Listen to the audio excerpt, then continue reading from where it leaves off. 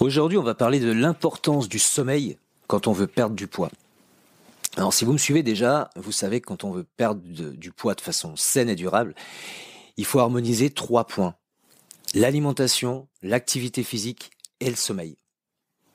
Donc, je ne sais pas si vous avez déjà fait l'expérience, mais quand on passe une mauvaise nuit, le lendemain, on a tendance à beaucoup plus grignoter et on a des envies de sucre beaucoup plus fréquemment que quand on dort bien.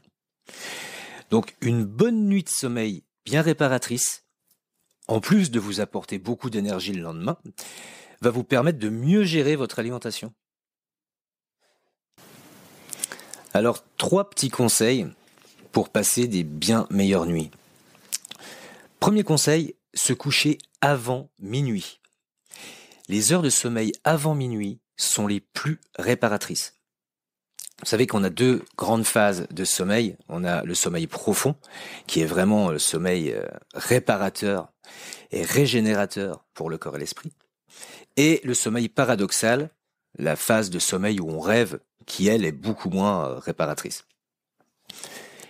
Plus on s'approche du lever du jour, plus on est en phase paradoxale. Donc moins le sommeil est réparateur. C'est prouvé, vraiment, scientifiquement. Les heures de sommeil avant minuit sont les plus réparatrices. Essayez de vous coucher avant minuit, vous allez voir vraiment une grande différence. Deuxième astuce, l'importance du repas du soir. Dans votre dernier repas, évitez tout ce qui est mauvais sucre, féculents, biscuits, alors les boissons sucrées, j'en parle même pas, mais à bannir. Ces mauvais glucides vont vous permettre de vous endormir plus facilement. Par contre, ils vont favoriser les réveils nocturnes. Et ça, c'est pas du tout ce qu'on recherche.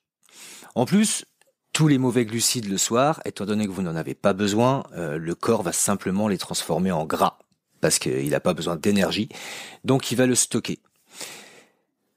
Deuxième astuce, on évite les mauvais sucres le soir.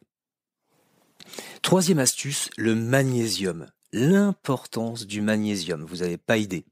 Alors n'ayez pas peur, on est tous carencés en magnésium.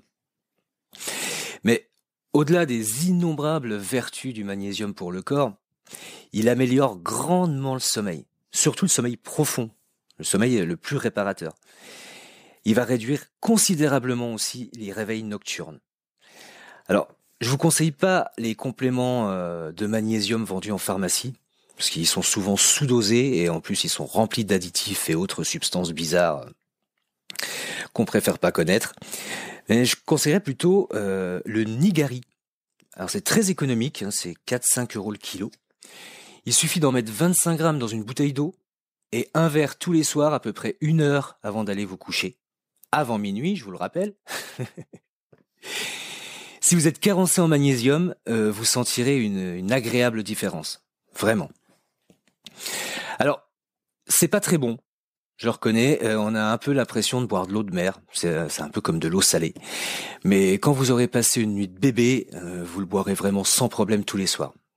Moi, c'est ma petite routine et essayez, c'est impressionnant. Les nuits que nous offre une bonne dose de magnésium. Enfin voilà, donc 3 conseils qui coûtent vraiment pas grand-chose et qui devraient grandement améliorer votre sommeil si vous avez des petits soucis.